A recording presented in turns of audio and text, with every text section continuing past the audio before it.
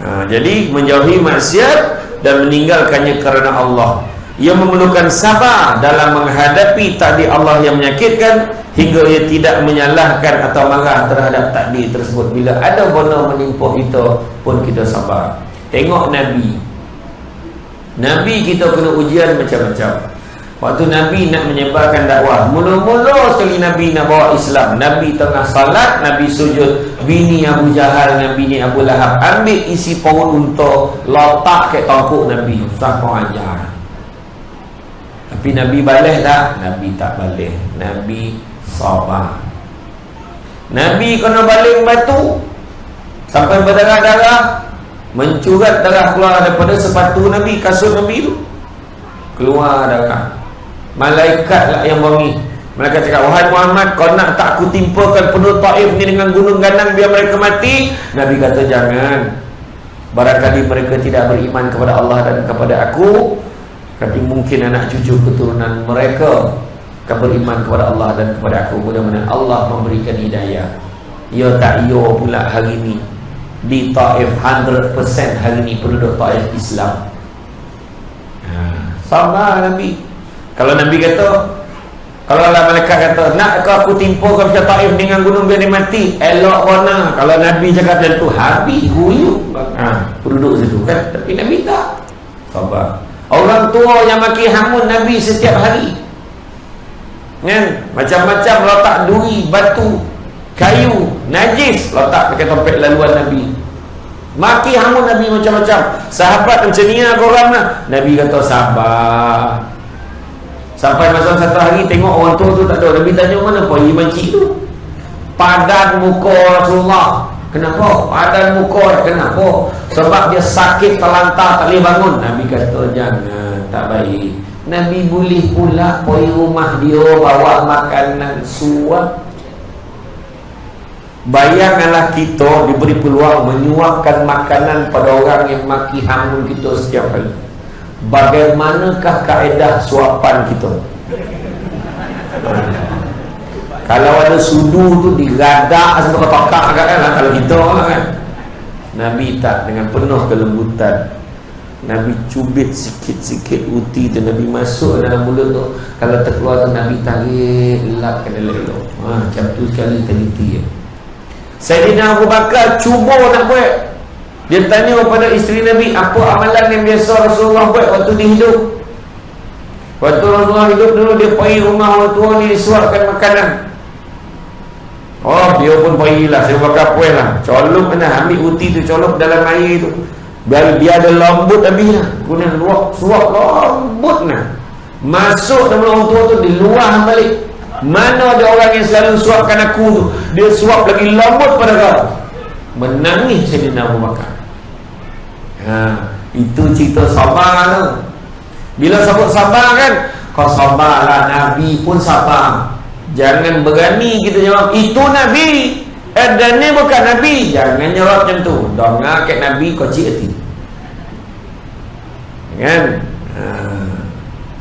Laqad kana lakum Rasulullah fi uswatin hasanah, fi Rasulillah uswatul hasanah kan. Pada diri Rasulullah itu ada contoh ikutan terbaik. Nah, kena ikut. Ingat sesaja kau Nabi itu akhlak yang baik untuk diikuti. Ikutlah. Nabi bermah sedekah, kita sedekah. Nabi lemah lembut, kita lemah lembut. Nabi sabar, kita sabar. Kan? Macam itulah. Dan kalau dapat takdir Allah menyakitkan, kita jangan marah. Ini tak ada ni, ada ni kono, tak pula nasib dia ni, meniaga tak jadi, apa tak jadi, tak apa bodoh, teruk lah hidup dia ni, memang takkan ke mana lah hidup kelompok kita ni. Jangan. Allah Ta'ala begitu, sesungguhnya aku sentiasa berada pada sangkaan hamba-Ku, sangkalah yang baik-baik.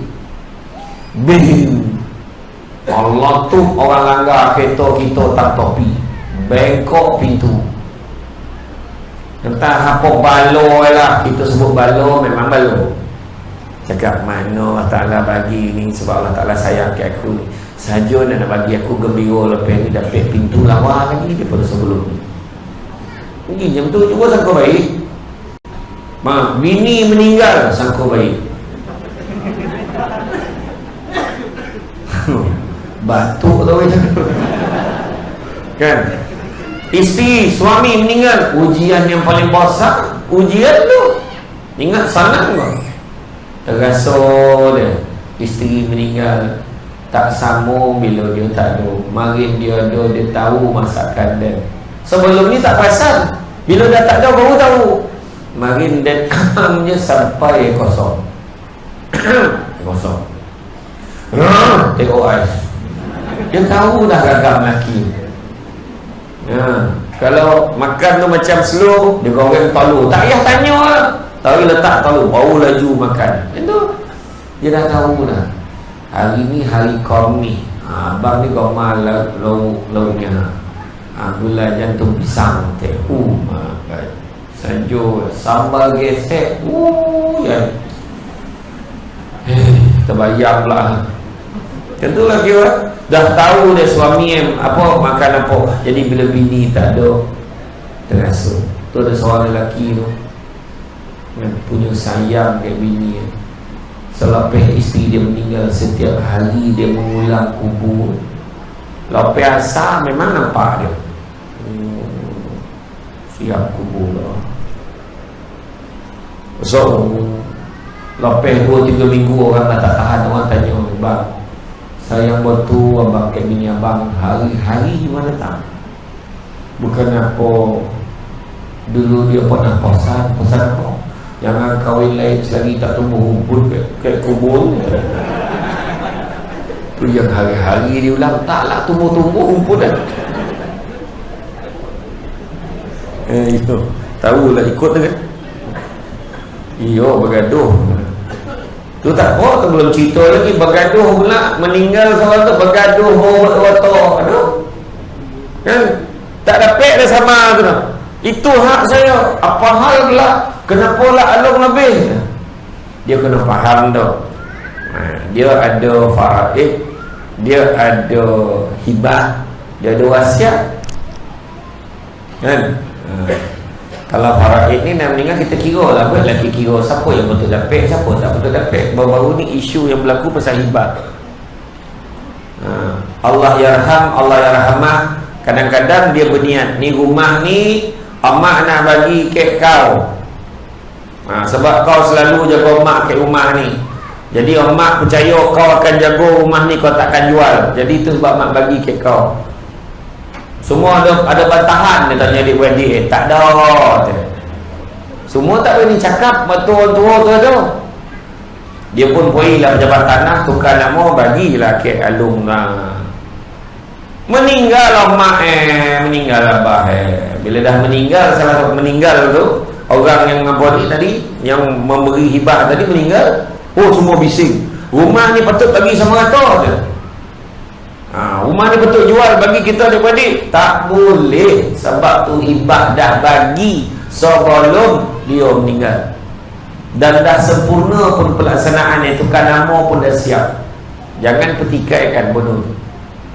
Melainkan dia sendiri nak, yalah, tak nak gaduh adik-adik, kita jual lah. Kalau dia nak jual, jual. Kalau tak nak jual tu pun dah hak dia. Contoh macam wasiat pula, kita ada tengok juga. Ada wasiat yang terbatal, tu tajuk lain lah tu. Tajuk lain, kan? Kemudian tetap juga memerlukan sabar dan bersyukur menghadapi nikmat-nikmat Allah dan hal-hal yang dicintai oleh hati kita, sehingga tidak membiarkan jiwanya bangga dan bergembira yang dengan cara yang tercela, justru menyibukkan diri dengan bersyukur kepada Allah. Dapat nikmat pun kena sabar.